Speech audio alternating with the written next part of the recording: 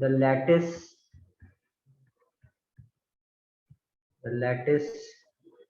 enthalpy of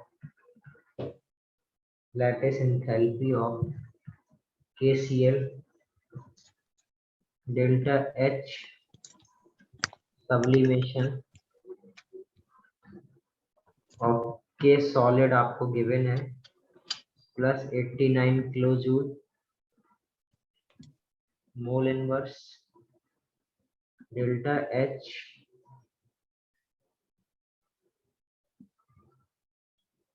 ionization energy 1 of K दे रखा है आपको 425 kilojoule mole inverse delta H dissociation of Cl2 gas आपको दे रखा है 244 kilojoule mole inverse delta H EG electron gain enthalpy आपको दे रखा है Cl गैस का -355 किलोजूल मोल इनवर्स। ये लिखो क्वेश्चन साथ में। डेल्टा H ऑफ फॉर्मेशन दे रखा है KCl सॉलिड का -438 किलोजूल मोल इनवर्स। ठीक है, तो आपको पता करना है क्या, लैटिस एंथैल्पी ऑफ KCl। करो सॉल्व सभी लोग, बताओ मेरे को इसका आंसर क्या होगा। स्नेहा कुछ पूछना है क्या? माइक ऑन है आपका।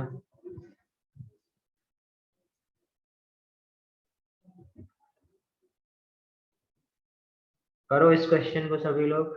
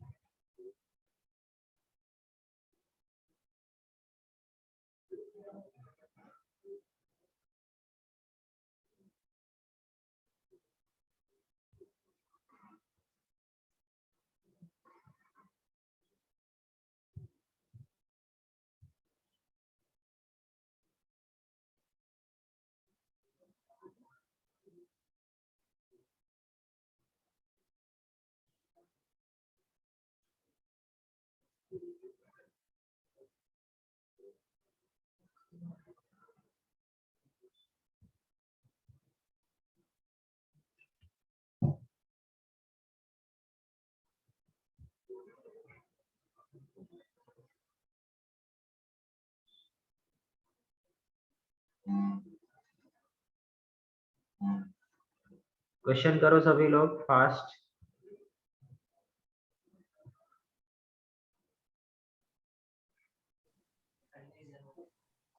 वही तो मेरे ज्यादा होता है ना, बचल पालना काका काका दो काकुला बोल रही होगा। मूर्ति का माइक ऑन है। कर दिया मैंने ऑफ।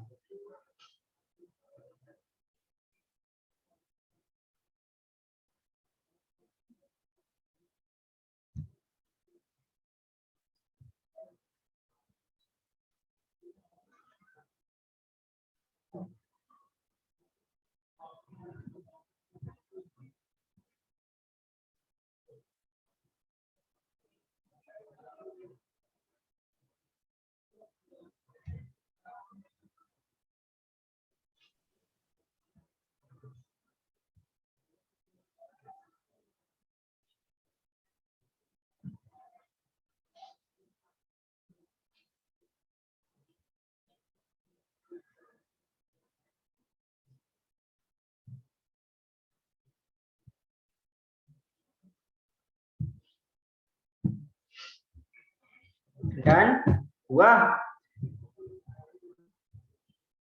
तो देखो केस बताऊं अभी मैं। Yes sir.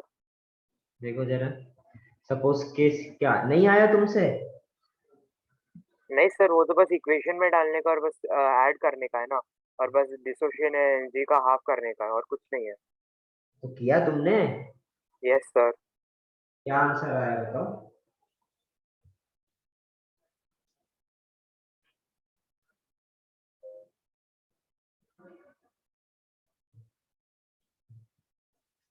सर 157 ना?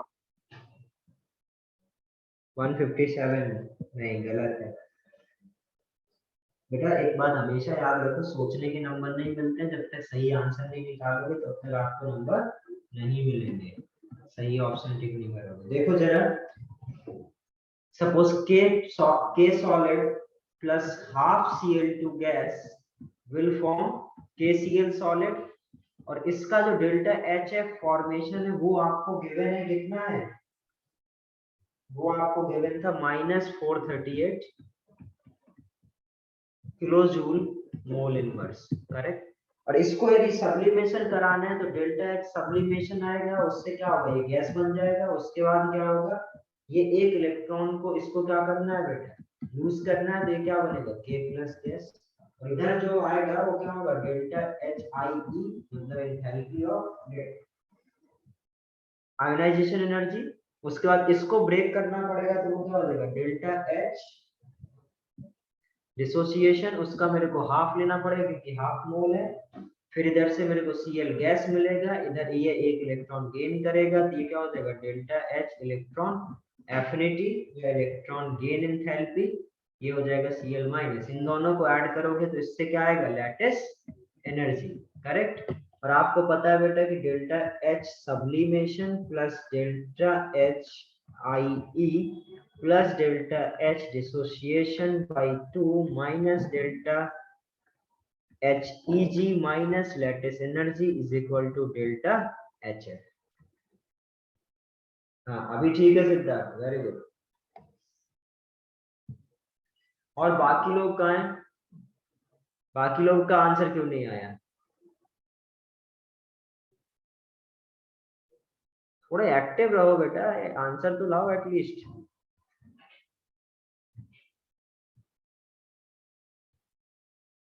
जितना जल्दी तुम लोग एक्टिव रहोगे उतने जल्दी तुम लोग का कोर्स होगा। देखो जरा, डेल्टा एच सब्लिमेशन, सब्लिमेशन आपको कितना दे रखा है, 89। देखो सबके यूनिट क्या थे बेटा, किलो जूल थे, तो मैं बाद में सबके यूनिट सेम है तो सबको ऐसे ही ऐड कर सकता हूँ, सब्ट्रैक्ट कर सकता हूँ। इसका कितना है 425, इसका कितना हो जाएगा 224 बाई 2 मतलब 122। 244 का हाफ कितना हो जाएगा 122 माइनस डेल्टा एच इजी कितना दे रखा है 355, और माइनस कितना हो जाएगा लैटिस एनर्जी सपोज आपको निकालनी है, और ये कितना दे रखा है -438। इसको सॉल्व करोगे तो जो लैटिस एनर्जी निकल के आएगा वो कितना आएगा, -719 किलोजूल मोल इनवर्स, मतलब मोल इनवर्स। ओके, आगे समझ में? लास्ट में माइनस माइनस भी कट हो जाएगा ना? नहीं नहीं, माइनस माइनस कट नहीं हो जाएगा, इधर भी मैंने क्या किया, साइन ले लिया। आप इधर पे प्लस कर दो, ठीक है, तो फिर इधर साइन के साथ डाल देना, ठीक है। जो जो साइन होते हैं एक्चुअली में नेगेटिव, वो नेगेटिव में साइन ले लिया था, तो मैं दो बार साइन नहीं ले सकता ना। हाँ सर। आगे समझ में? इसके आगे हम लोग देखते हैं जरा।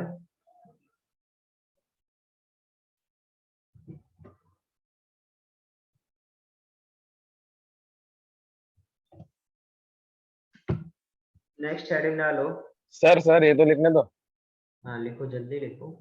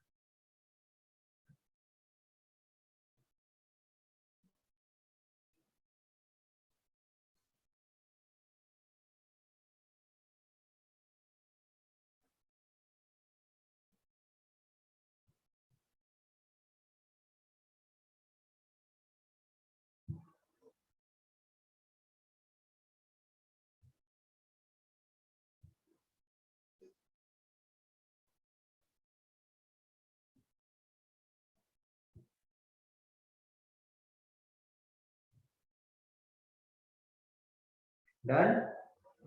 yes sir. Next heading number characteristics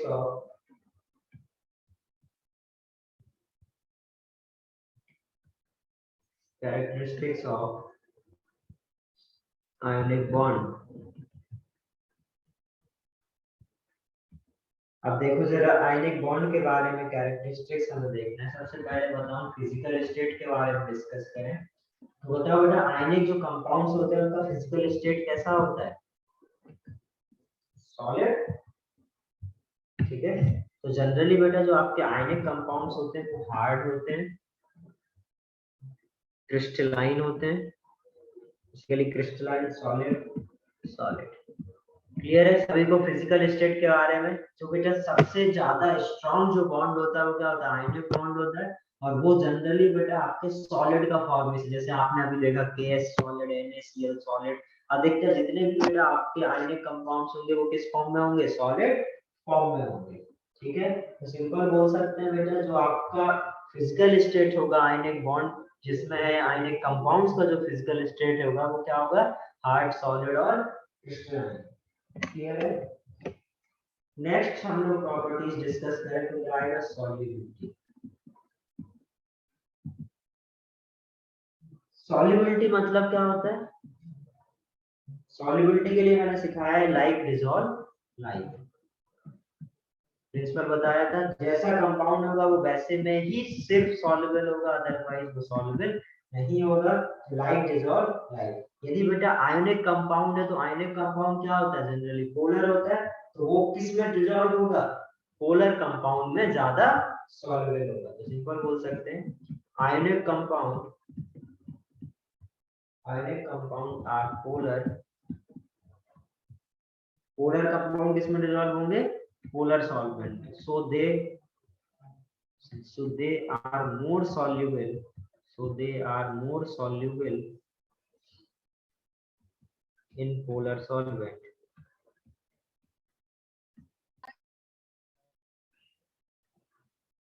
clear है. नेक्स्ट देखो जरा boiling point and melting point. अच्छा बताओ बेटा यदि कोई आयनिक कंपाउंड होगा तो उसके मेल्टिंग पॉइंट और बॉइलिंग पॉइंट कैसे होंगे? यदि कोई आयनिक कंपाउंड होगा तो उनके मेल्टिंग पॉइंट और बॉइलिंग पॉइंट कैसे होंगे? कोवेलेंट से बेटर रहेंगे. हाँ मतलब सिंपल High हम range. क्या बोल सकते हैं?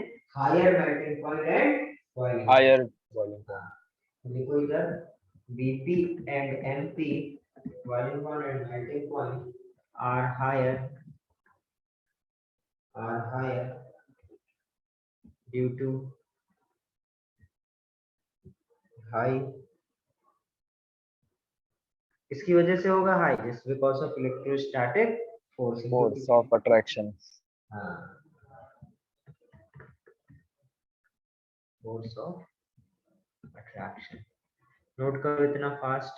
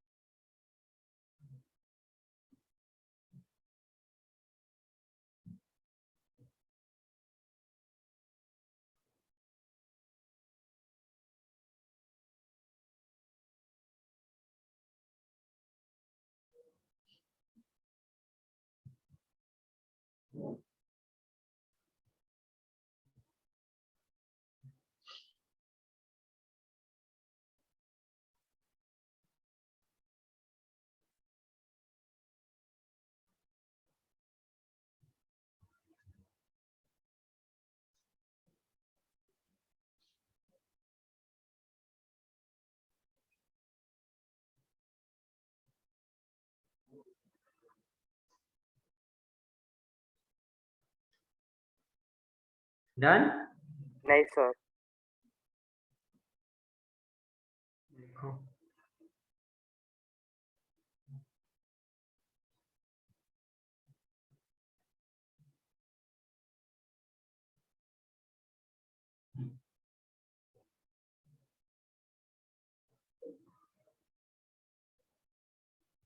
Done sir. Okay.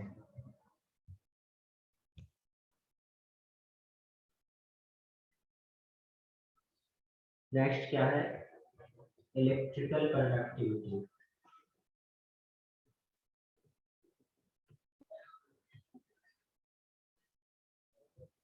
Electrical conductivity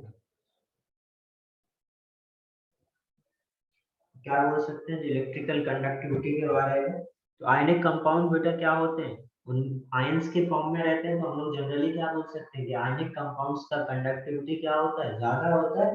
पर उधर क्या याद रखेंगे, इन मोल्टन स्टेट, क्योंकि यदि कोई भी आयनिक कंपाउंड सॉलिड फॉर्म में है तो वो आयंस के फॉर्म में तो होगा नहीं, और यदि सॉलिड फॉर्म में है आयंस के फॉर्म में होगा नहीं, तो हम लोग क्या बोलेंगे, उसकी कंडक्टिविटी ज्यादा नहीं है। तो किस फॉर्म में बेटा आपके आयनिक कंपाउंड्स की सॉल्युबल कंडक्टिविटी ज्यादा होगी, जब वो मोल्टन फॉर्म में होगा, करेक्ट। Yes sir. तो लिख सकते हैं ionic compounds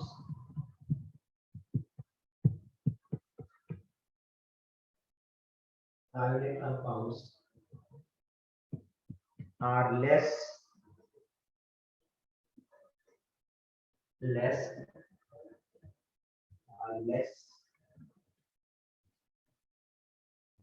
conduct ionic compound are not less conductor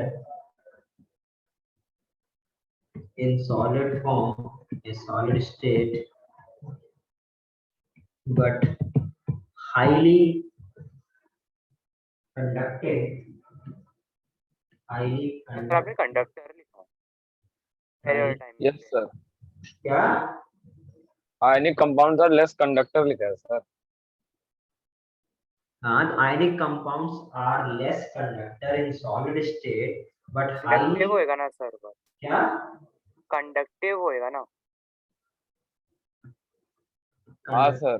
हाँ ठीक है, कंडक्टिव लिख लो। ionic compounds are less conductive in solid state but highly conducting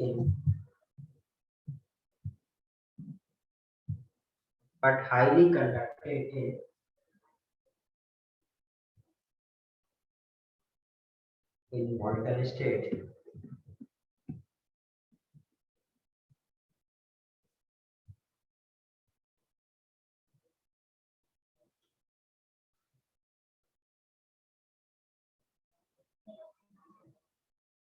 simple क्या बोल सकते हैं बेटा, सॉलिड NaCl जो होगा वो क्या होगा आपका, बैड कंडक्टर, और जो आपका मोल्टन NaCl होगा वो क्या हो जाएगा आपका, गुड कंडक्टर।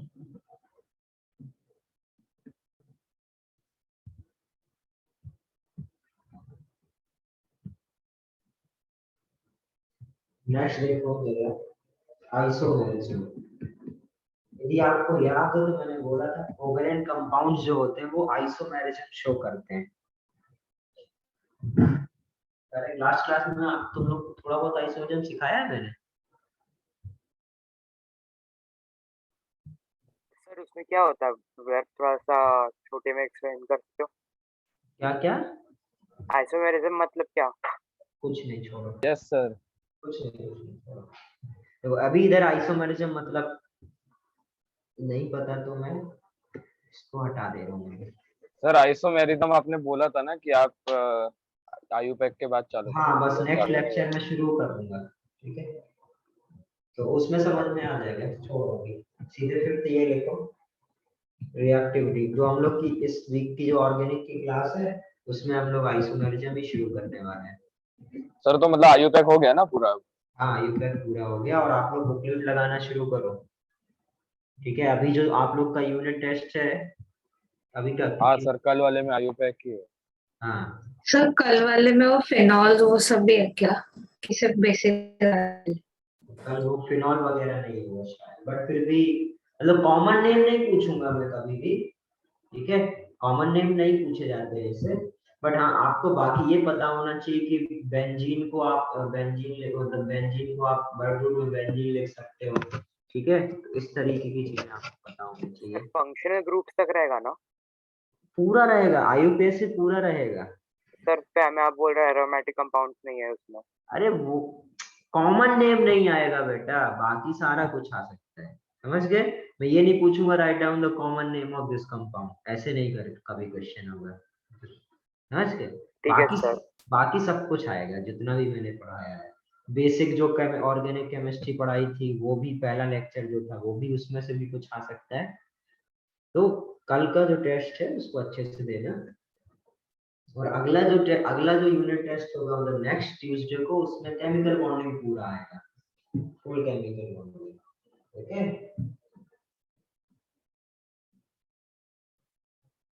क्योंकि ये आज या आपका नेक्स्ट के आधे लेक्चर तक ये खत्म हो जाएगा।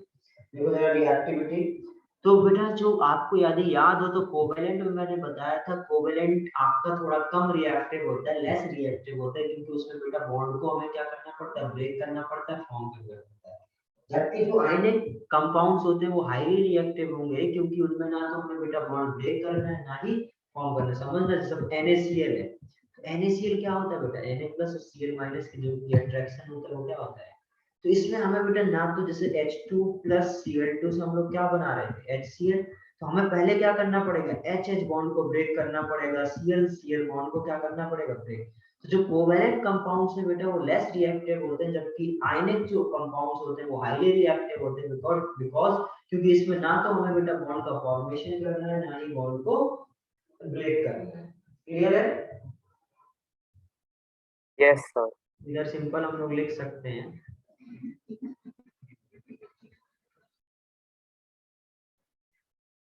देखो हाईली रिएक्टिव,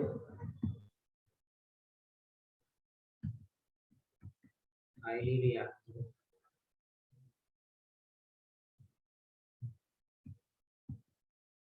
because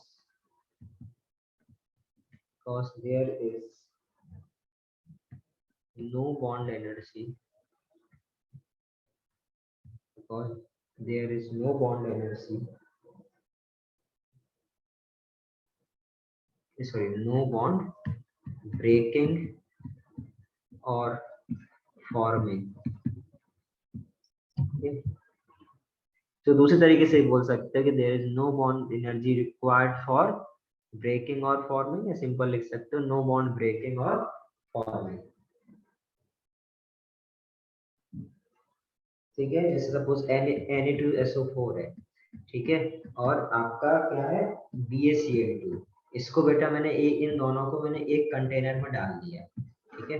तो अब ये एक्चुअली में बेटा Na2COSO4 है, किसी सॉल्यूशन में डाल दूंगा तो आपको पता है आयनिक कंपाउंड किसी भी सॉल्यूशन में डालो तो वो कैसे, किस फॉर्म में ब्रेक हो जाते हैं, आयंस के फॉर्म में। तो ये किस में फॉर्म हो जाएगा, ब्रेक हो जाएगा Na प्लस और SO4 2 माइनस, और ये किस में हो जाएगा, Ba2 plus Cl minus.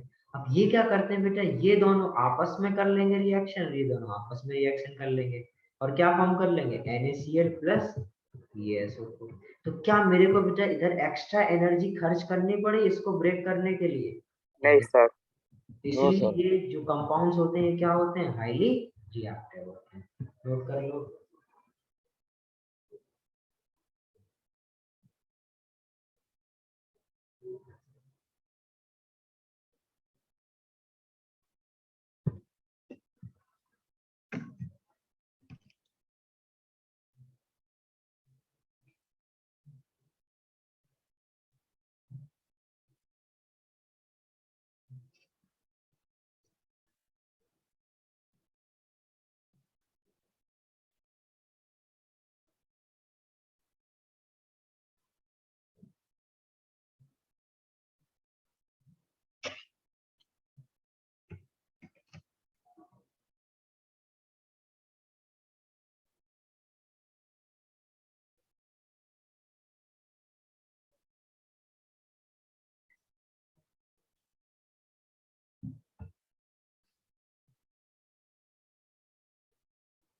Done. Yes sir. Okay, next देखो जरा आइसोमॉर्फिज्म, ये समझा लो। Isomorphism,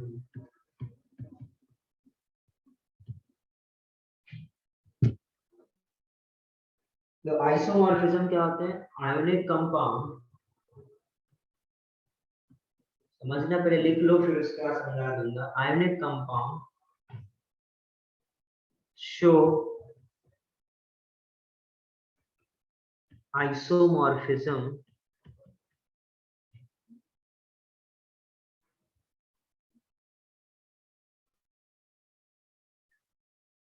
ionic compounds show isomorphism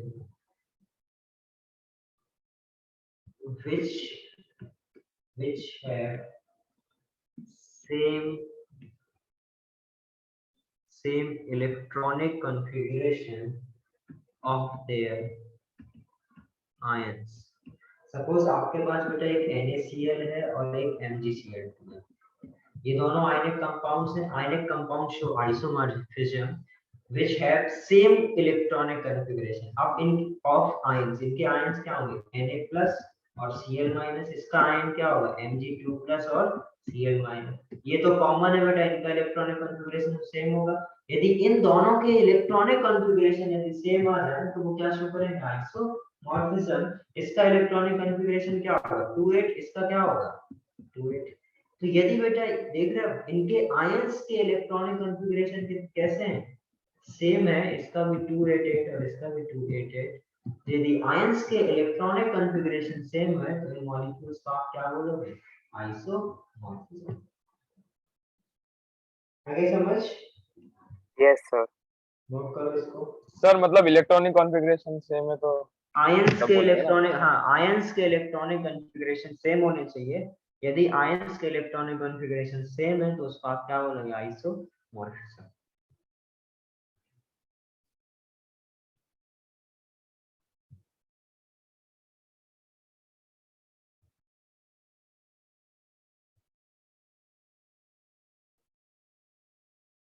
तो मतलब कि जो कंपाउंड के जो भी एलिमेंट्स है वो आइसो इलेक्ट्रॉनिक होने चाहिए ना, ऐसा? ये बोल सकते हैं आयंस आइसो इलेक्ट्रॉनिक होने चाहिए.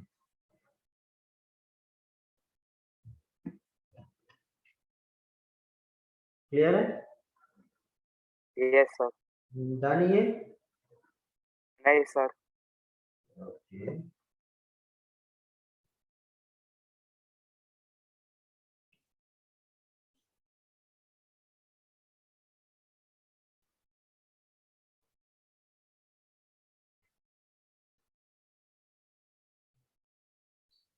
अब तो हो गया होगा. Done sir. नेक्स्ट हेडिंग डालो फजान रूल.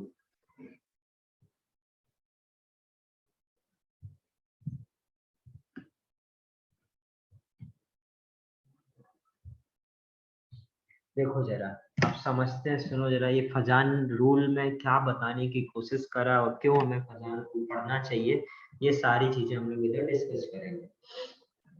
अब कोई भी कुछ भी लिखेगा नहीं, ठीक है, सिर्फ ध्यान से सुनो थोड़ा टाइम.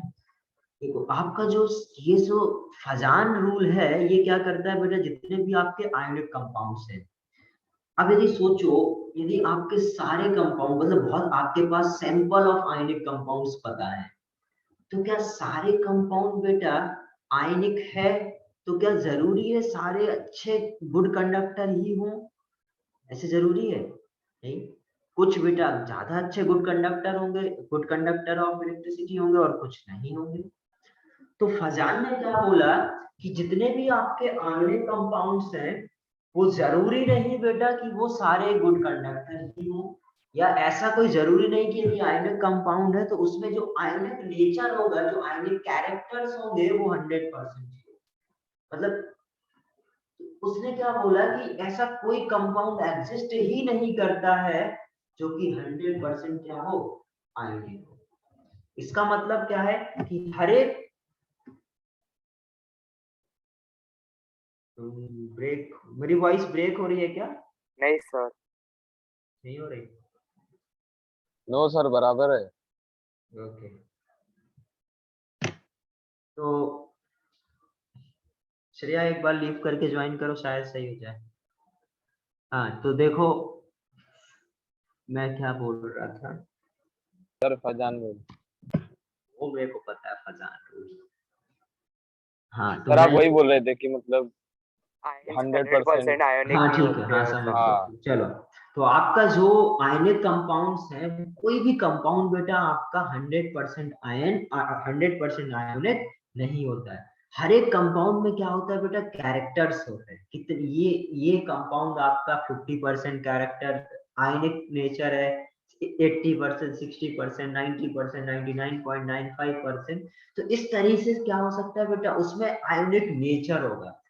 आयनिक कंपाउंड बोल सकते हो आपकी जस्ट इलेक्ट्रॉन के म्यूचुअल ट्रांसफर ऑफ इलेक्ट्रॉन से जो भी फॉर्म होगा वो आयनिक है, बट उसमें कितना ज्यादा आयनिक है या कोवैलेंट नेचर है, ये हम लोगों को कौन बताएगा बेटा, फजान रूल बताएगा। कौन बताएगा, फजान रूल। ठीक है, तो बेसिकली फजान ने हमें क्या बताया, फजान ने हमें किसी भी आयनिक कंपाउंड में कितना कोवैलेंट नेचर है उसको एक्सप्लेन करने की कोशिश करा। क्लियर है? Yes sir. तो फजान में लिखो, इसमें लिखो how this covalent character is developed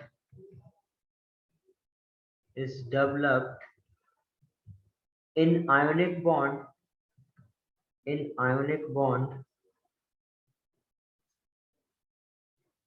is explained by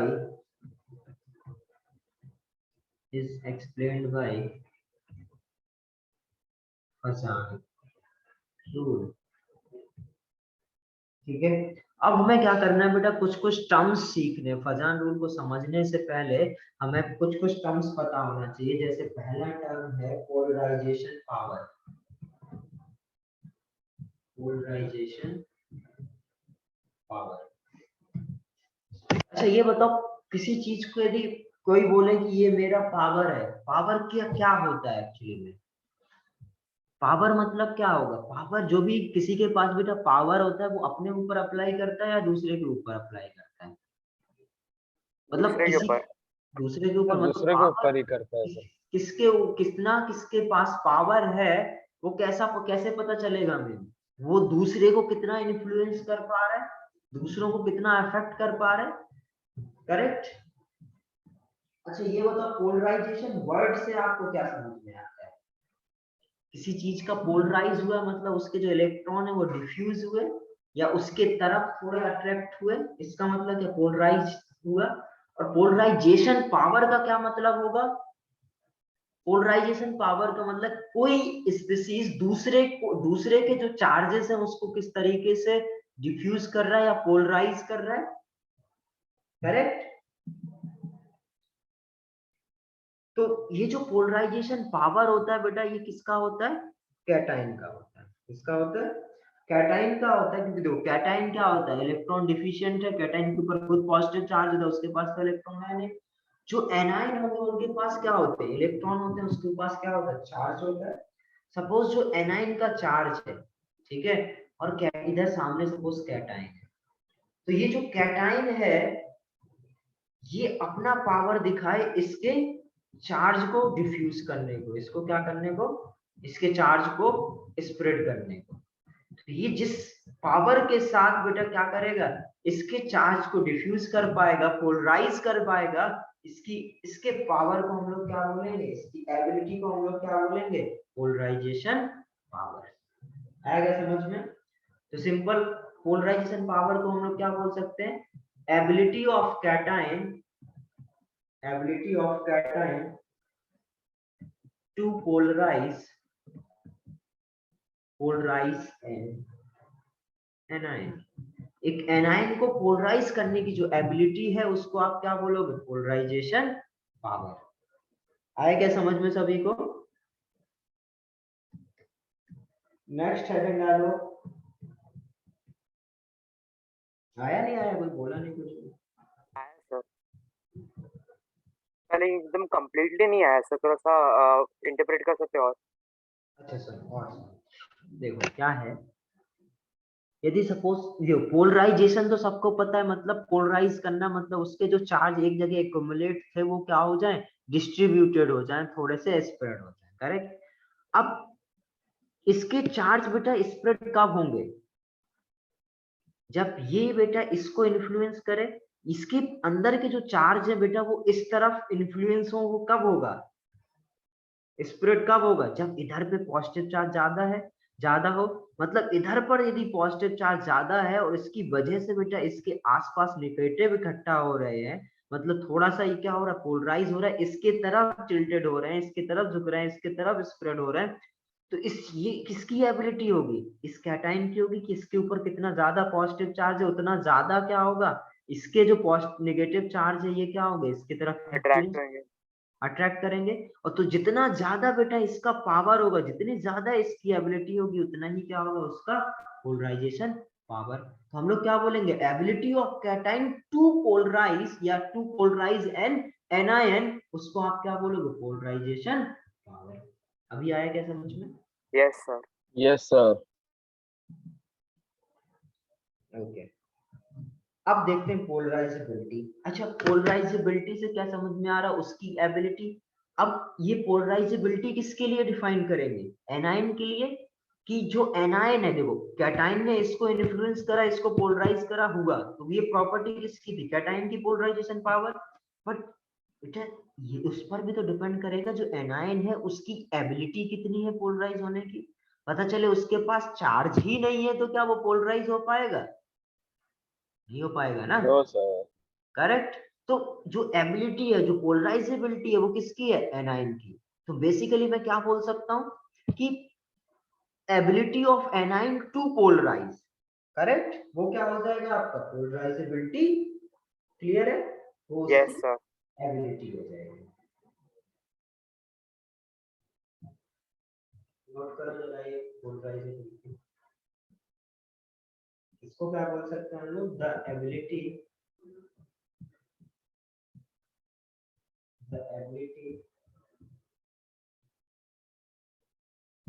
of anion to get polarized।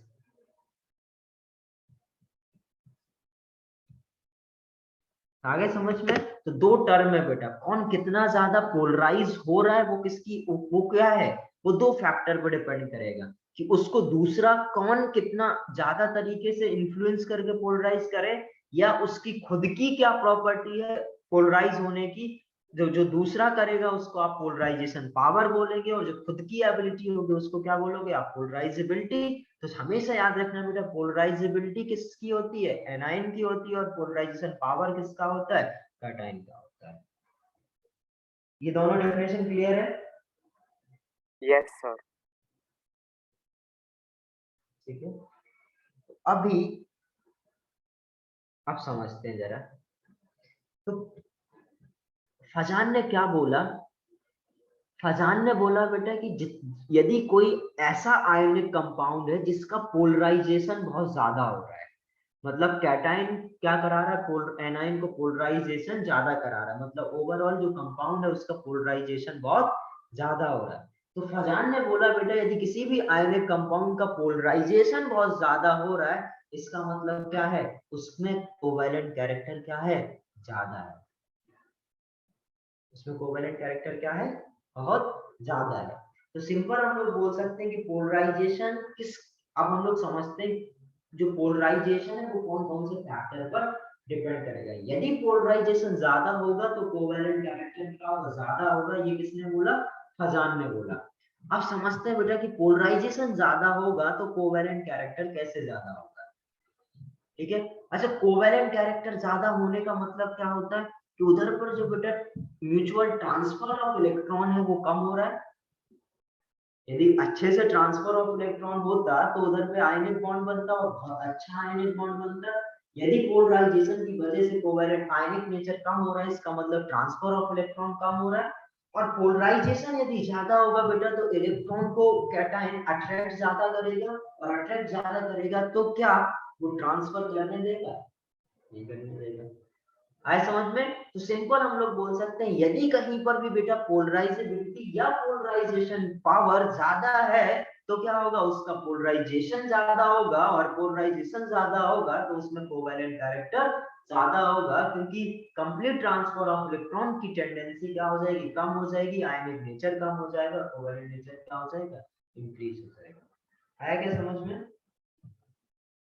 तो मतलब सर पोलराइजेबिलिटी या पोलराइजेशन जो भी है वो इनवर्सली प्रोपोर्शनल है इससे। हाँ, inversely proportional to the ionic nature, ionic compound, directly to the covalent. Directly proportional to covalent. Okay, अब हम लोग देखते हैं जरा factor affecting polarisation. Next study डालो फैक्टर्स अफेक्टिंग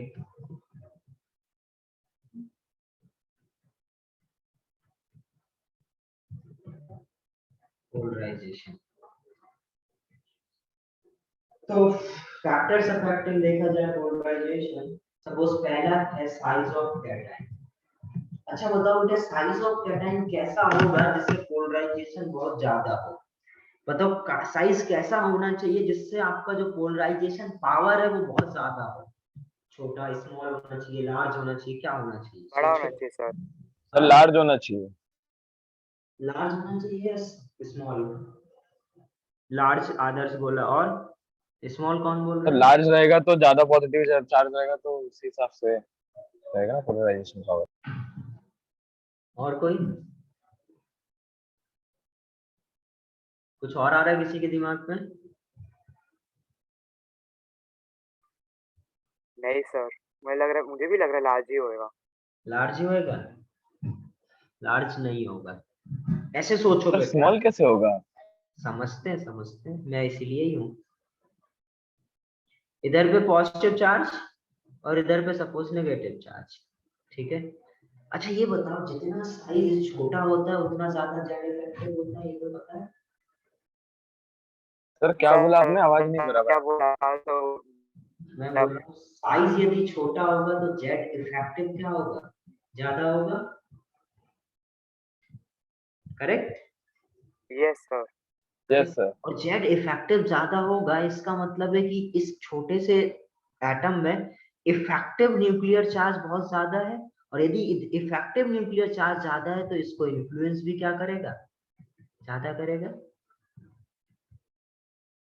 आया समझ में? तो यस सर। जितना ज्यादा जेड इफेक्टिव होगा उतना ज्यादा इसका क्या होगा? पोलराइजेशन पावर होगा। तो जेड इफेक्टिव ज्यादा कब होगा? जब साइज छोटा हो। तो सिंपल बोल सकते हैं, यदि साइज क्या हो, छोटा हो, मतलब स्मॉल यदि कैटायन है तो पोलराइजेशन क्या होगा? ज्यादा होगा। और कैसे बोल सकते हैं? ऐसे सोचो बेटा, एक छोटे से साइज में बहुत ज्यादा चार्ज कॉन्सेंट्रेटेड है और एक बहुत बड़े साइज में चार्ज क्या है? डिस्ट्रीब्यूटेड है।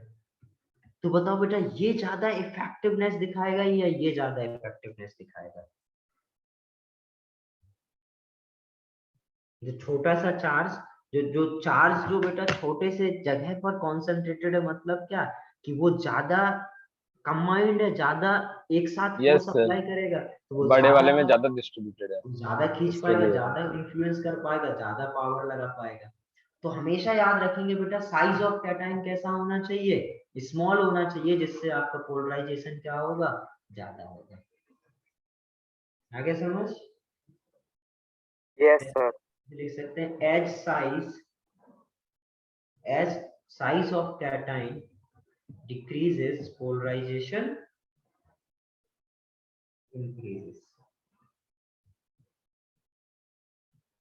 इंक्रीजेस, और जो कोवेलेंट कैरेक्टर होगा वो क्या हो जाएगा? इंक्रीज हो जाएगा।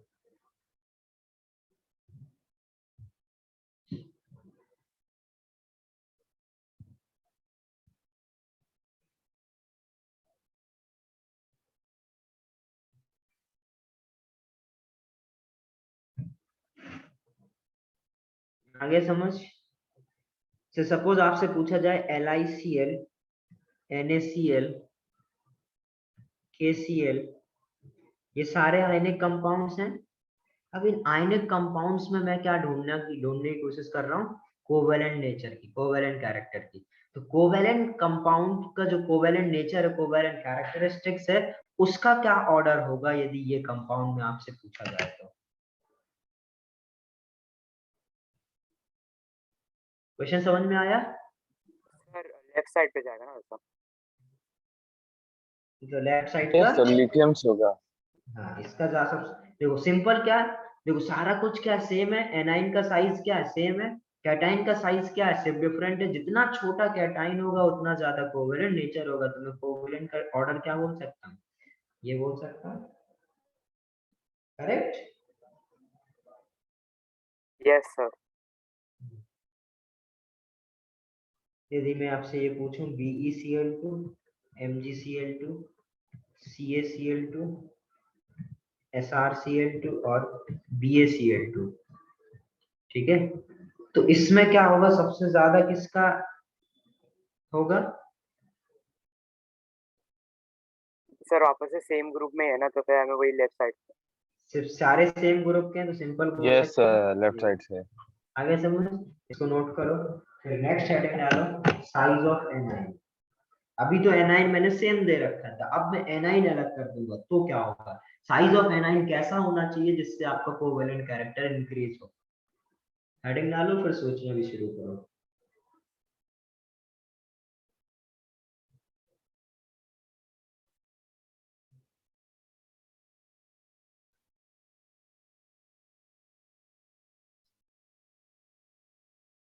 Sir size of anion sir बड़ा होना चाहिए सर, क्योंकि अगर बड़ा रहेगा, जितना नेगेटिव चार्ज रहेगा तो उतना ही फिर जो कैटायन रहेगा उसको अट्रैक्ट कर पाएगा। वेरी गुड, करेक्ट, अब ठीक बोल रहे हो। सेकंड क्या हो जाएगा, साइज ऑफ एनाइन। और साइज ऑफ एनाइन कैसा होना चाहिए बेटा, सोचो। यदि बेटा जितना ज्यादा उसके ऊपर नेगेटिव चार्ज है उतना ज्यादा उसकी क्या होगी, पोलराइजेबिलिटी होगी, करेक्ट। जितना ज्यादा साइज बड़ा होगा उतना ही, जितना ज्यादा चार्ज होता है उतना ज्यादा साइज बड़ा होता है। तो सिंपल हम लोग बोल सकते हैं कि यदि साइज बढ़ेगा तो इसका पोलराइजेबिलिटी है वो क्या होगा, इंक्रीज होगा। और पोलराइजेबिलिटी इंक्रीज होगी तो पोलराइजेशन नेचर बढ़ेगा, पोलराइजेशन बढ़ेगा तो क्या होगा, आपका कोवेलेंट नेचर बढ़ेगा। तो सिंपल हम लोग क्या बोल सकते हैं, size of anion, size of anion यदि इंक्रीज होगा तो पोलराइजेशन इंक्रीज होगा और कोवेलेंट कैरेक्टर इंक्रीज होगा।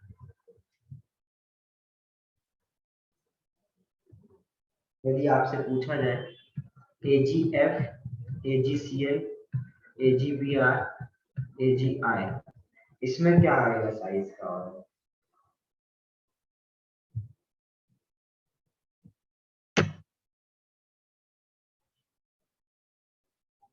सर राइट से होगा। राइट। आगे समझ, राइट से लेफ्ट या लेफ्ट से राइट? सर राइट से लेफ्ट। सर राइट के तरफ जाएगा। राइट के तरफ बोलो, ठीक है, राइट के तरफ। मतलब ये देखो सिंपल सी बात है बेटा, एनाइन का साइज किसका ज्यादा है, आई का। यदि एनाइन का साइज आई का ज्यादा है तो हम लोग क्या बोल सकते हैं कि जो आई है उसका पोलराइजेशन क्या होगा, सबसे ज्यादा होगा। और पोलराइजेशन यदि सबसे ज्यादा है तो उसका कोवेलेंट नेचर सबसे ज्यादा होगा। नोट कर लो।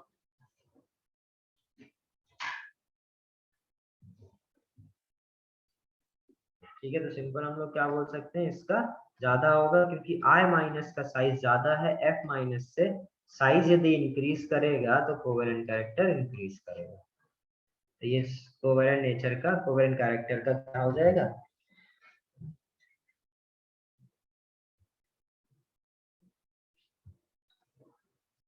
अब जरा देखो जरा नेक्स्ट, थर्ड,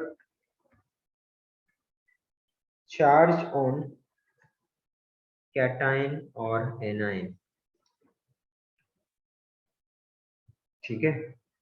अच्छा सोचो बेटा, चार्ज यदि ज्यादा होगा, मतलब कैटाइन के ऊपर चार्ज ज्यादा होगा और एनाइन के ज्यादा होगा, तो क्या उनकी पोलराइजेशन बढ़ेगा या घटेगा, क्या होना चाहिए? सर बढ़ना चाहिए। सर बढ़ेगा। बढ़ेगा। सिंपल क्या बोल देंगे, the covalent character is directly proportional to polarization और is directly proportional to charge on cation. और सेम एनाइन के लिए बोल सकते हैं covalent character is directly proportional to polarization is directly proportional to charge on anion. देखो बेटा, यदि सपोज कोई कैटाइन है एंड सपोज कोई Al3+ है और एक Al है, तो आपको पता है बेटा जितना ज्यादा चार्ज होता है उतना छोटा साइज होता है, और कैटायन का यदि साइज छोटा होता है तो पोलराइजेशन बढ़ जाता है। तो हम लोग सिंपल बोल सकते हैं यदि चार्ज ऑन कैटायन यदि ज्यादा होगा तो कोवेलेंट कैरेक्टर ज्यादा होगा। और आपको पता है एनायन यदि किसी के ऊपर नेगेटिव चार्ज ज्यादा आते हैं तो उसके चार्ज की वजह से उसका साइज क्या हो जाता है, इंक्रीज हो जाता है। तो हम लोग सिंपल बोलते हैं साइज यदि इंक्रीज हो रहा है तो क्या होगा, पोलराइजेशन बढ़ेगा। तो सिंपल क्या बोल सकते हैं, यदि चार्ज ऑन एनायन भी बढ़ रहा है तो भी क्या होगा, कोवेलेंट कैरेक्टर बढ़ेगा। और चार्ज ऑफ कैटायन भी यदि ज्यादा होगा तो क्या होगा, आपका कोवेलेंट नेचर बढ़ेगा। आएगा समझ यस में? सर। Yes sir. डन, ये लिख लिया? Sir 2 minute. ओके।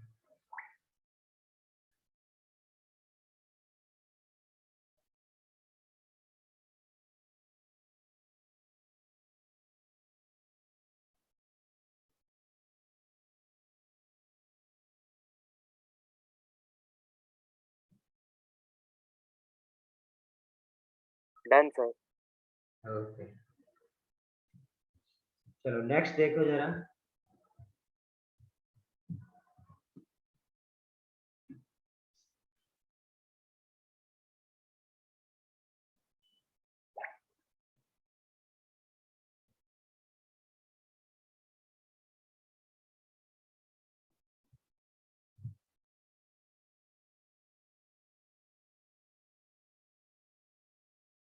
सपोज आपसे पूछा जाए PbCl2 और PbCl4 किसका बेटा ज्यादा होगा, PbCl2 और PbCl4 में, सर Hg2Cl PbCl4। और यस सर, HgCl2 में। CL4 का। सिंपल क्या हो जाएगा, PbCl4 का ज्यादा हो जाएगा PbCl4 इसमें। सर, क्योंकि उसमें एनाइन का चार्ज ज्यादा हो जाएगा। एनाइन का नहीं, कैटाइन का, इसमें +4 है इसमें। हाँ सॉरी सॉरी सॉरी, कैटायन। ठीक है, कैटाइन का चार्ज ज्यादा है तो पोलराइजेशन ज्यादा होगा, कोवेलेंट कैरेक्टर क्या होगा, ज्यादा होगा। यदि आपसे पूछा जाए ZnCl2 CdCl2 और HgCl2 इसमें क्या होगा कोवेलेंट नेचर?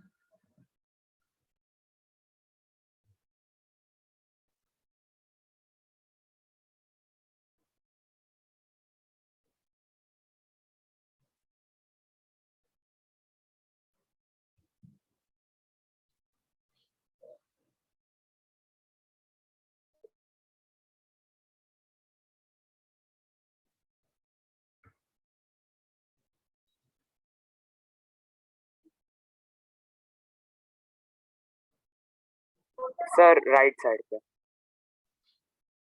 राइट साइड का ज्यादा होना चाहिए, कैसे? सर सेम ग्रुप पे है, और मुझे जितना पता है कि डाउन द ग्रुप जाते समय मेटालिक कैरेक्टर इंक्रीज होता है। मेटालिक कैरेक्टर कैटायन के साथ ये रहता है ना, डायरेक्टली प्रोपोर्शनल चार्ज से। और जो अभी अभी सीखा बेटा कि साइज ऑफ कैटाइन यदि ज्यादा होगा तो क्या होगा, आपका कोवेलेंट नेचर Radiation कम कम होगा होगा। तो कोवेलेंट कैरेक्टर ज्यादा होना चाहिए। और जो तुम्हें पता है को मेटालिक कैरेक्टर जो इंक्रीज होता है, मेटालिक कैरेक्टर यदि इंक्रीज होगा तो बेटा मेटालिक बॉन्डिंग मतलब आयनिक बॉन्डिंग क्या होगी, ज्यादा आयनिक अच्छी बॉन्ड। होगी। आयनिक बॉन्ड ज्यादा अच्छा होगा तो HgCl2 का आयनिक नेचर ज्यादा होना चाहिए, कोवेलेंट नेचर कम होना चाहिए। तो ZnCl2 का ज्यादा आना चाहिए आपके हिसाब से भी। Yes sir. बट आंसर क्या होता है, आंसर जो आपने गलती से ही बोला लेकिन सही बोला। ठीक है, देखो जरा सुनो क्या होता क्या है इधर, प्रॉब्लम सर क्या एक्सेप्शन है क्या है? बोल सकते हो, काइंड ऑफ एक्सेप्शन है या, बट इसके पीछे कॉन्सेप्ट है, समझते हैं। लेकिन ये काफी इंपॉर्टेंट है, इधर 2 स्टार लगा लो।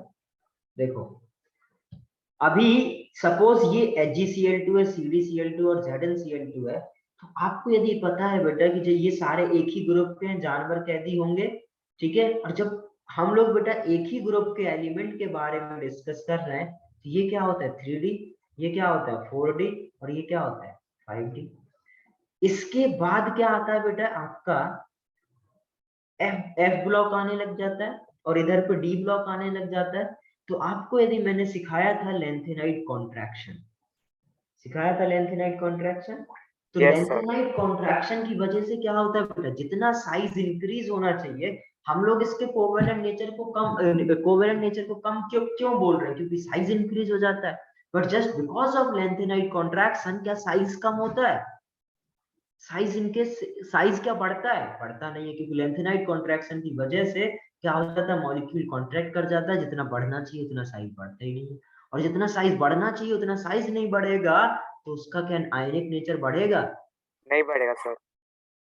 सिंपल, समझ में आया? तो फिर इसलिए क्या हो रहा है कि इसका जो जेड इफेक्टिव है, साइज यदि इंक्रीज हुई तो जेड इफेक्टिव क्या हुआ? बढ़ गया। तो ओवरऑल बेटा जितना साइज बढ़ा नहीं हुआ, बट नंबर ऑफ प्रोटॉन्स बढ़ने की वजह से जेड इफेक्टिव ज्यादा इफेक्टिवली बढ़ जाता है।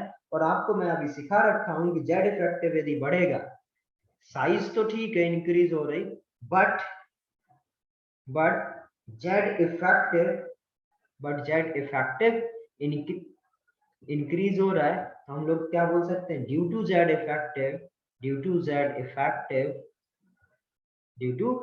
इफेक्टिव क्या होगा, कोवेलेंट कैरेक्टर इंक्रीज होगा। आया क्या समझ में? सेम यदि Yes, आपसे sir. पूछा जाए ZNS, CDS और HGS, तो उसका भी ऑर्डर क्या हो जाएगा, ये करेक्ट। इसमें भी लिख सकते हो आप,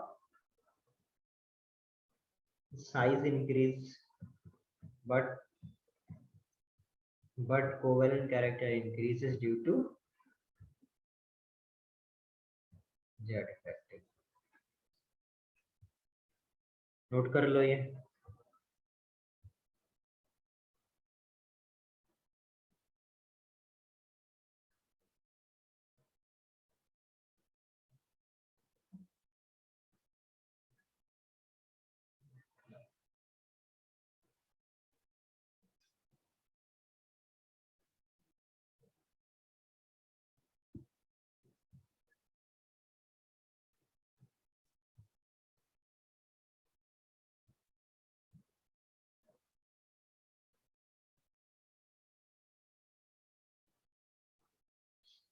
डन ये? 2 मिनट सर। देख,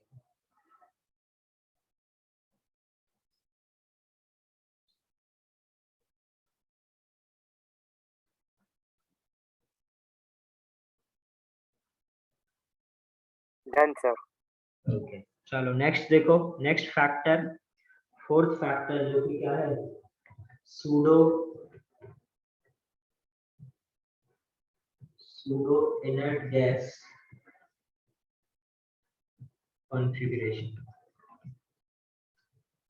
सूडो इनर्ट गैस कॉन्फ़िगरेशन, ये सूडो इनर्ट गैस कॉन्फ़िगरेशन मैंने पढ़ाया है?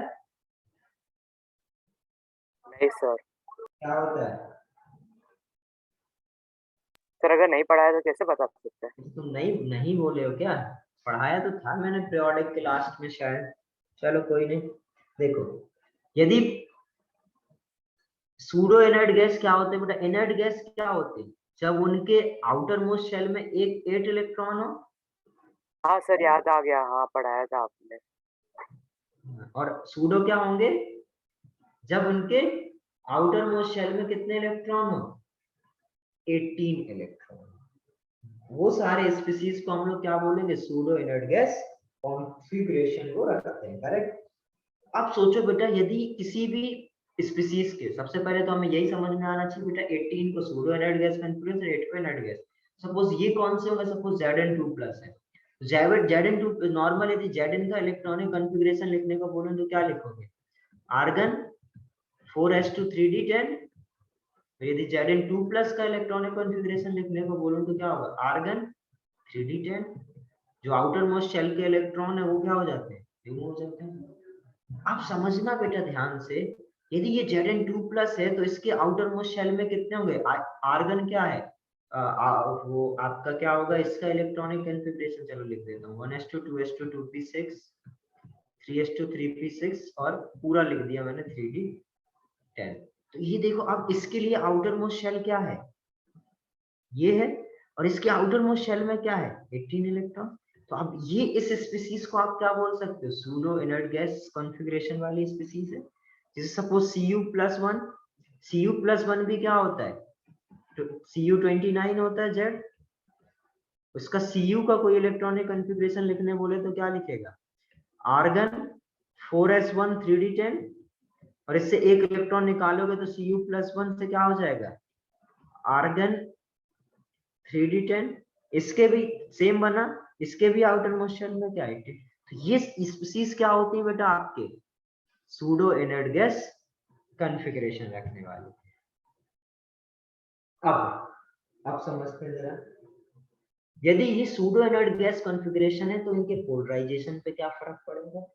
यदि सोचो बेटा एक ऐसा स्पीसीज है जिसके आउटर मोस्ट शेल जो है वो d ऑर्बिटल है, और आपको पता है बेटा d में 10 इलेक्ट्रॉन होते हैं, पर d का साइज बहुत बड़ा होता है, और d का साइज बहुत बड़ा होने की वजह से आपको पता है बेटा उसका जो साइज है वो डिक्रीज कर जाता है, क्योंकि just because of dd contraction, और d कॉन्ट्रैक्शन की वजह से जेड इफेक्टिव क्या मतलब शील्डिंग उतना अच्छा नहीं होता है, पुअर शील्डिंग होगा, और पुअर शील्डिंग होगा तो क्या हो जाएगा बेटा, जेड इफेक्टिव इंक्रीज हो जाएगा, और जेड इफेक्टिव इंक्रीज होगा तो कोवेलेंट कैरेक्टर क्या होना चाहिए, इंक्रीज होना चाहिए, पोलराइजेशन इंक्रीज होना चाहिए। आया क्या समझ में? Yes sir. नोट कर लो इसको।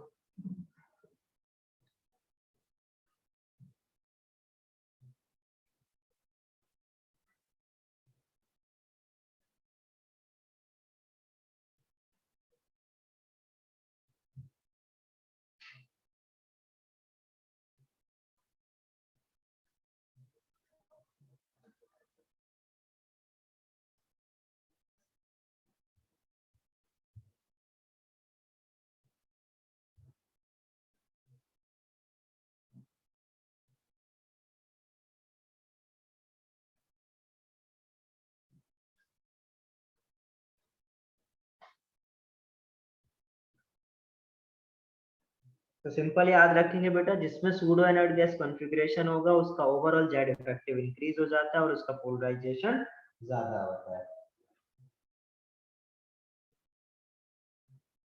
डन ये? No no sir. सर। यदि हाँ ठीक है, यदि आपसे पूछा जाए NaCl और CuCl, इसमें कोवेलेंट नेचर ज्यादा होगा,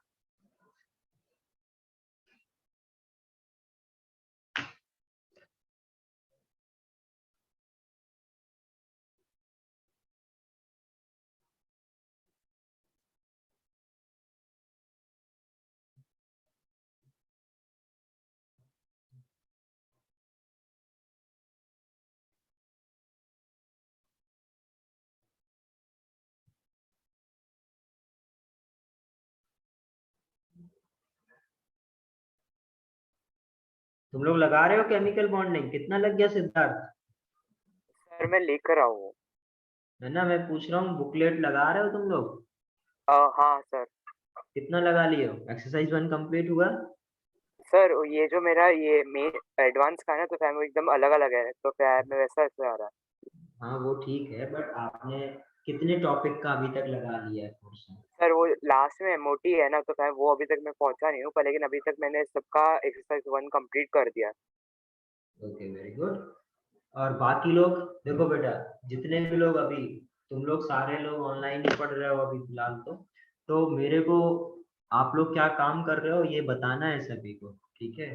जैसे मैं अभी, अब अभी तो सपोज कल तो आ ही रहा हूँ मैं, मोस्ट प्रोबेबली मैं, हो सकता है कि हर वीक आऊँ एक बार बोली बोली, तो सभी लोग बेटा, और जो नहीं भी आ रहा है डाउट पूछने, तो मेरे को इन्फॉर्म करो आप लोग कितना लगा रहे हो।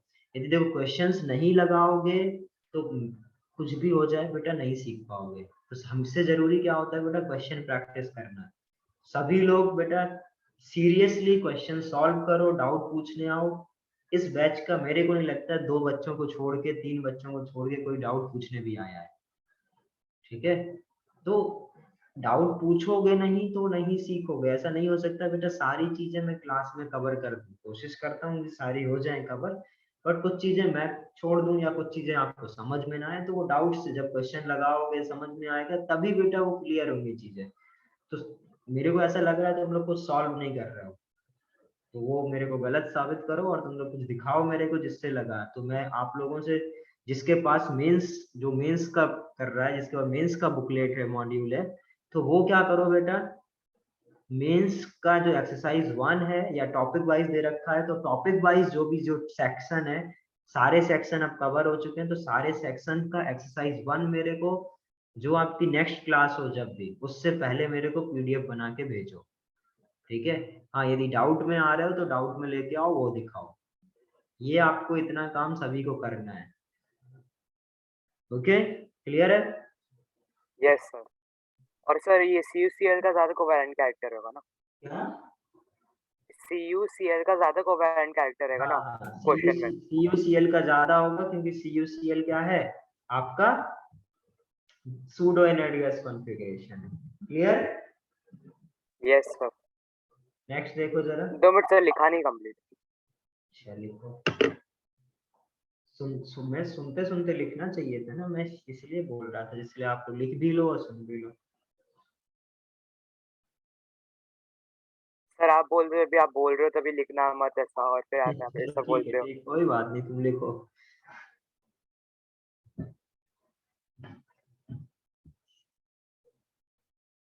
तो यदि आप लोग नहीं भेजोगे बेटा, तो फिर मेरे को कुछ सोचना पड़ेगा, आपके घर पे फोन भी जा सकता है, तो होमवर्क मेरे पास आना चाहिए पीडीएफ।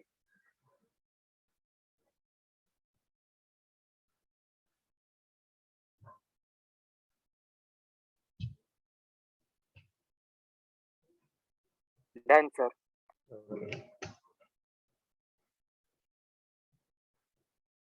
अब देखो जरा, एप्लीकेशन ऑफ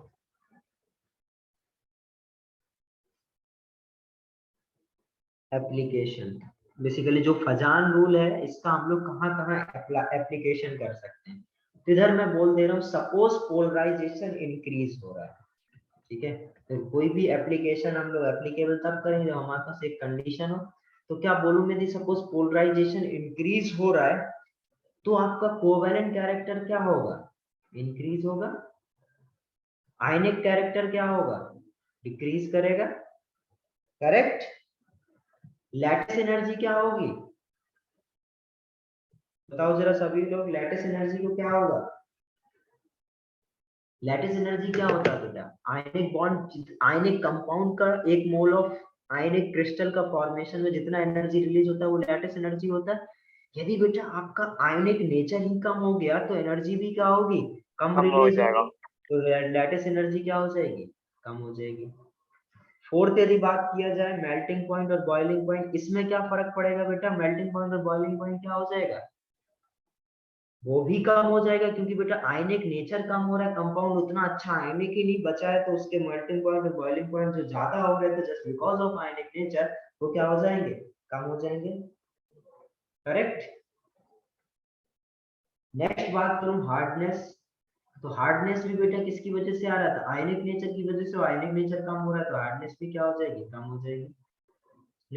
नेक्स्ट यदि डिस्कस करें सॉल्युबिलिटी, बताओ जरा सॉल्युबिलिटी क्या होगी। अब इसमें बेटा हमें डिसाइड करना पड़ेगा पोलर सॉल्वेंट है या नॉन पोलर सॉल्वेंट है। Suppose solubility in polar solvent यदि मैं पूछूं, ठीक है, तो वो क्या होगी, डिक्रीज करेगी, यदि आपका क्या होगा, आयनिक नेचर कम होगा। आगे समझ में, क्योंकि आयनिक यस सर। कंपाउंड क्या हो रहा है, कम हो रहा है, आयनिक यदि नेचर कम हो रहा है, तो मतलब उसमें आयंस बनाने की प्रोबेबिलिटी का मतलब उसका जो पोलर नेचर है वो कम हो रहा है, पोलर पोलर में डिसॉल्व होता है, वो नेचर कम हो रहा है, तो पोलर सॉल्वेंट में डिसॉल्व कम होगा, करेक्ट। और इन नॉन पोलर में क्या हो जाएगा, इंक्रीज हो जाएगा, क्योंकि कोवेलेंट क्या होते हैं, नॉन पोलर, कोवेलेंट कैरेक्टर बढ़ रहा है, मतलब नॉन पोलर में इंक्रीज हो जाएगा इसका सॉल्युबिलिटी। नेक्स्ट बात किया जाए थर्मल स्टेबिलिटी, थर्मल स्टेबिलिटी क्या होता है, थर्मल स्टेबिलिटी मतलब बेटा कोई मॉलिक्यूल, थर्मल मतलब हीट, स्टेबिलिटी मतलब हीट के सामने कौन सा मॉलिक्यूल सबसे ज्यादा स्टेबल है, करेक्ट। तो अब हीट के सामने बेटा कोई मॉलिक्यूल सबसे ज्यादा स्टेबल है, इसका क्या मतलब है, इसका मतलब है कि यदि आप किसी मॉलिक्यूल, किसी कंपाउंड को हीट देना शुरू करो, और बेटा उसको ब्रेक करने के लिए सबसे ज्यादा एनर्जी खर्च करना पड़ा, इसका मतलब क्या है, आपका थर्मल स्टेबिलिटी सबसे ज्यादा है, करेक्ट। तो सिंपल हम लोग बोल सकते हैं कि यदि थर्मल स्टेबिलिटी क्या होगी, थर्मल स्टेबिलिटी आपका बॉन्ड डिसोसिएशन एनर्जी यदि ज्यादा होगा तो थर्मल स्टेबिलिटी क्या होगी, ज्यादा होगी। तो सिंपल बोल सकते हैं जिन जो आयनिक नेचर यदि ज्यादा होगा तो उसी का बॉन्ड क्या होगा, ज्यादा अच्छा होगा।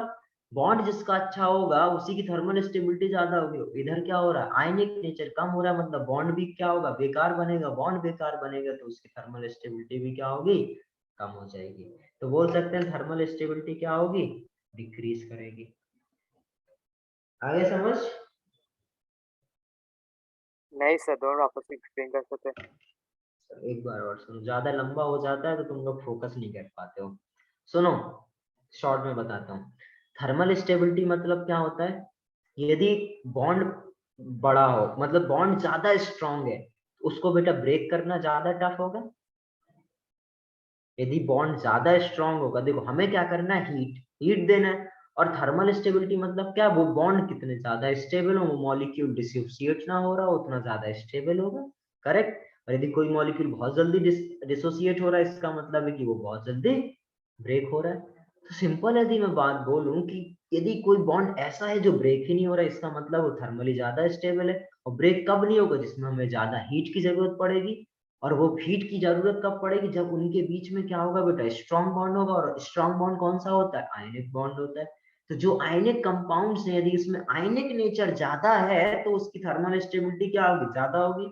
इधर क्या हो रहा है, आयनिक नेचर कम हो रहा है तो थर्मल स्टेबिलिटी क्या होगी, कम होगी। अभी आया क्या। Yes sir.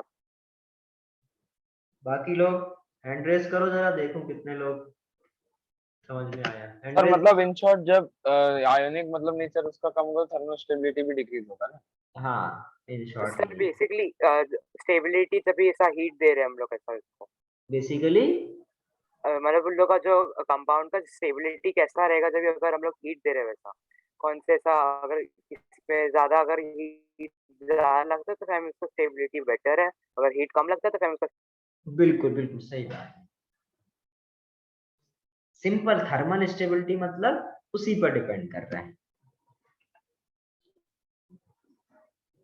ओके, चलो नेक्स्ट। तो अभी आपके जो स्कूल के एग्जाम्स कब तक होंगे, जो फाइनल एग्जाम, मार्च तक, फेब तक, फेब फाइनली लास्ट। सेमेस्टर 1 है शायद। अभी सेमेस्टर 1। हाँ शायद सर वही है। दो सर मेरा एचएससी है तो फिर हम लोग का अभी सेमेस्टर 1 होएगा। हाँ वही, सेमेस्टर 1 क्या, 2 सेमेस्टर में सर एक साथ। स्टेट बोर्ड वाले सर स्लो चल रहे हैं ना। वैसे स्लो चल रहा है ना, ठीक है, कोई दिक्कत नहीं। अक्टूबर ये सब में तो सर चालू ही होगा कॉलेज, लगभग ऑलमोस्ट सबका अक्टूबर तुम ऐसे लोग के चल रहा है। एक ईयर में 2 सेमेस्टर होते हैं ना basically. Yes sir. Yes sir. Semester 1 का जैसे ही सिलेबस आए मेरे को मैसेज करना, तुम लोग का सिलेबस कंप्लीट कराएंगे उससे पहले, ठीक है। यस सर आ चुका है सर वैसे। आ चुका है, क्या क्या आ रहा है। सर मैंने चेक नहीं किया। चलो भेज देना मेरे को, ठीक है। ये थर्मल स्टेबिलिटी हो गया। नेक्स्ट देखेंगे हम लोग कंडक्टिविटी।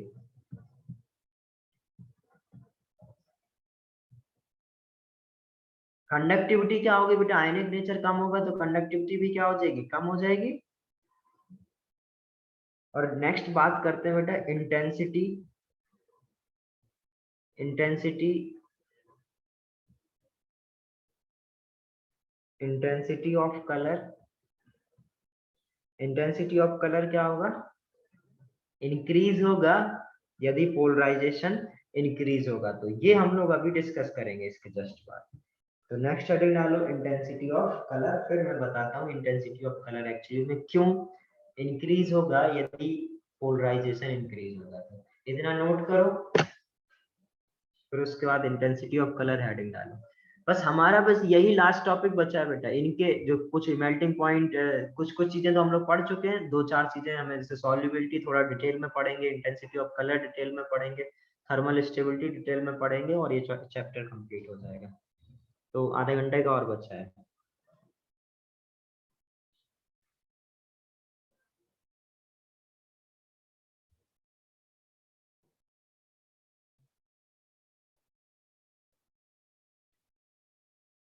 डन ये? 2 मिनट सर। Okay. ये इस वाले में तुम लोग का IUPAC से आ रहा है, नेक्स्ट वाले में क्या आना है, केमिकल बॉन्डिंग। ठीक है, तो सभी लोग को क्या उस नेक्स्ट जो भी यूनिट टेस्ट होगा उससे पहले पहले आपको एक्सरसाइज 1 और एक्सरसाइज 2 कंप्लीट करने हैं। ठीक है,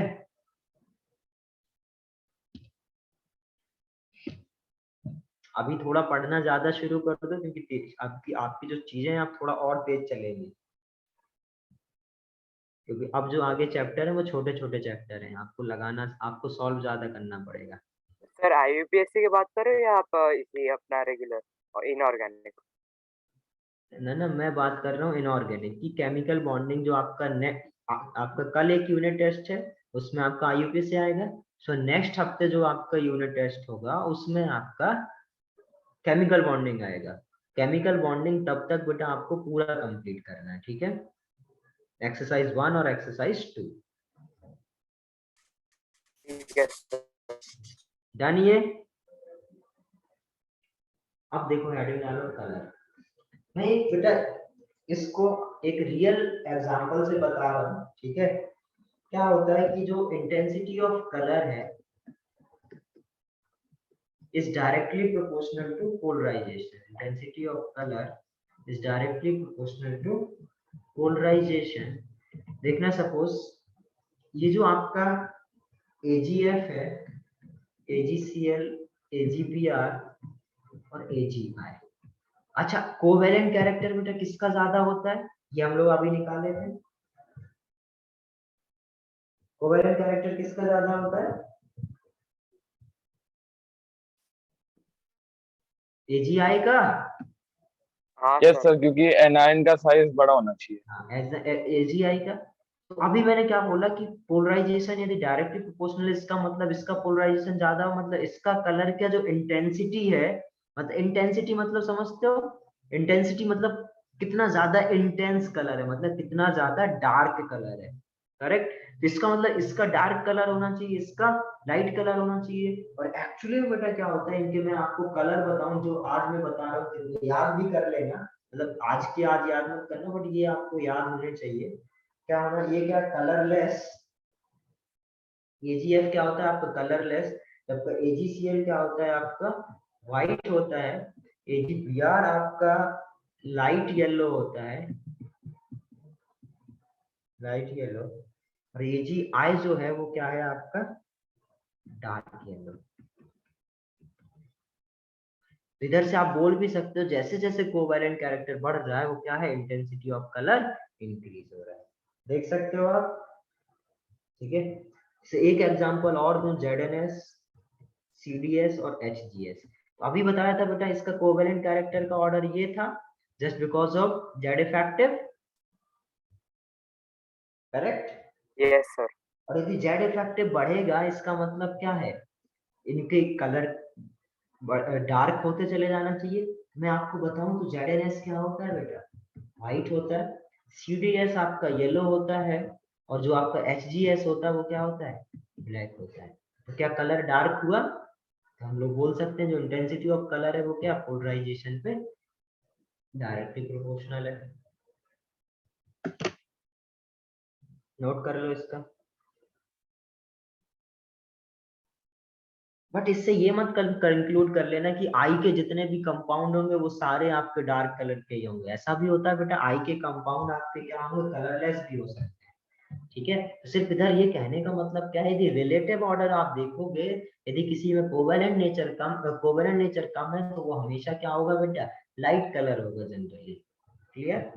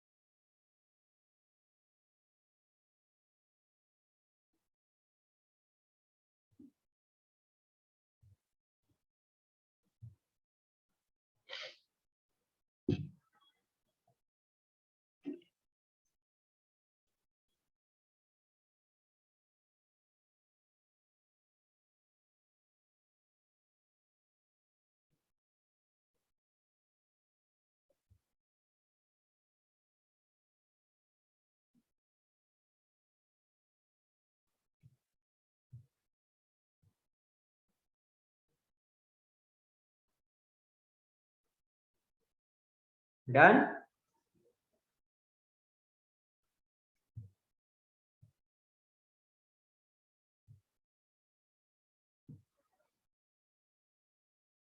बोलो जरा, हो गया?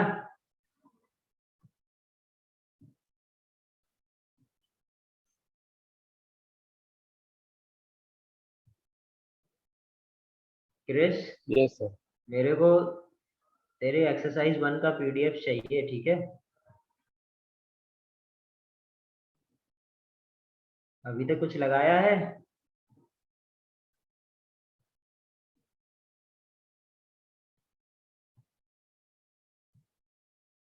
ओके चलो नेक्स्ट देखो।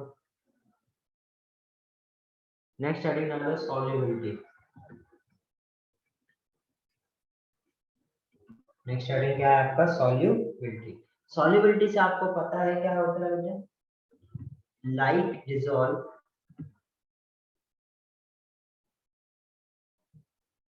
सिद्धार्थ आवाज नहीं आ रही। Like dissolve, like dissolve, like. अब हम लोग सबसे पहले बेटा ये समझते हैं, इधर देखना बात। अब आपको सॉल्युबिलिटी के लिए ये पता होना चाहिए बेटा कौन कितना पोलर है, कौन कितना नॉन पोलर है, तभी। और आपका जो डिसॉल्व होने, जिसमें आपको डिसॉल्व करना है, उसका सॉल्वेंट कैसा है, करेक्ट? इसका सॉल्वेंट कैसा है वो पता होना चाहिए। और क्या पता होना चाहिए कि जो आपका पर्टिकुलर कंपाउंड है वो पोलर है या नॉन पोलर। तो बेटा इसकी जो सॉल्युबिलिटी की है, हम लोग डायरेक्ट तो बोल नहीं सकते कि सॉल्युबिलिटी ये हो, इंक्रीज करेंगे तो इंक्रीज हो जाएगा, डिक्रीज करेंगे तो डिक्रीज हो जाएगा। तो इधर पे हमें क्या करने पड़ेंगे बेटा? बहुत ढेर सारे केसेस बनाने पड़ेंगे। जैसे एक एक केस ये बनेगा कि जब आपका बेटा क्या हो, सॉल्वेंट पोलर हो, कंपाउंड पोलर हो, तो क्या होगा? सॉल्युबिलिटी इंक्रीज करेगी। कंपाउंड नॉन पोलर हो, सॉल्वेंट नॉन पोलर, तो कंपाउंड क्या करेगा? इंक्रीज करेगा। फिर एक ऐसा होना चाहिए यदि बेटा डिफरेंट डिफरेंट सॉल्वेंट है, ठीक है, तो सॉल्वेंट की हर एक सॉल्वेंट की बेटा जो डिसॉल्व करने की एबिलिटी होती है वो भी क्या होती है? डिफरेंट होती है। हम लोग क्या करेंगे नेक्स्ट क्लास में, सॉल्युबिलिटी के बारे में डिटेल में पढ़ेंगे, और यही आपका लास्ट टॉपिक भी है, सॉल्युबिलिटी और थर्मल स्टेबिलिटी, ठीक है? उसके बाद हम लोग गैसेस स्टेट भी शुरू करेंगे नेक्स्ट क्लास में। तो अभी जरूरी क्या है, इतने सबसे जरूरी क्या है बेटा? ये चैप्टर खत्म होने को बट क्वेश्चंस लगाओ, ठीक है? तो मेरे को एक्सरसाइज 1 का पीडीएफ भेजना नेक्स्ट क्लास से पहले सभी लोग, ओके? चलो बाय। सर हम लोग एक्सरसाइज का पीडीएफ कैसे भेज सकते हैं? अरे हाँ जा रहा है ना अभी सर। जो भी सॉल्व करोगे उसका पीडीएफ बना के भेज देना, फोटो खींच के, ठीक है? समझे या नहीं समझे? नहीं सर, क्योंकि सर मैं अभी तक कुछ लिख रहा नहीं हूँ ऐसा अलग से। हाँ सर, रफली जैसे। जब रफ नहीं कर रहे हो ना तो कुछ फेयर में करो, कुछ लिख के करो, या तो सर बुकलेट फेयर में करने में टाइम जाता है। यदि बुकलेट में ही तुम कुछ भी सॉल्व कर रहे हो थोड़ा बहुत, तो उसका फोटो मेरे को खींच के भेज सकते हो। सर मैं बस बुकलेट में टिक मारता हूँ और कुछ नहीं। बहुत बढ़िया बेटा। लेकिन आप लोगों को बेटा इनके सॉल्यूशन बनाने चाहिए, सॉल्यूशन लिखना चाहिए, कभी रिवीजन करने में हेल्प आएगा, ठीक है? तो जो भी जितना भी तुम रफ वर्क करो, जो भी करो, उसका फोटो खींच के भेजना, मेरे को समझ में आ जाएगा आपने क्या किया है, ओके? ठीक है सर। ओके चलो बाय।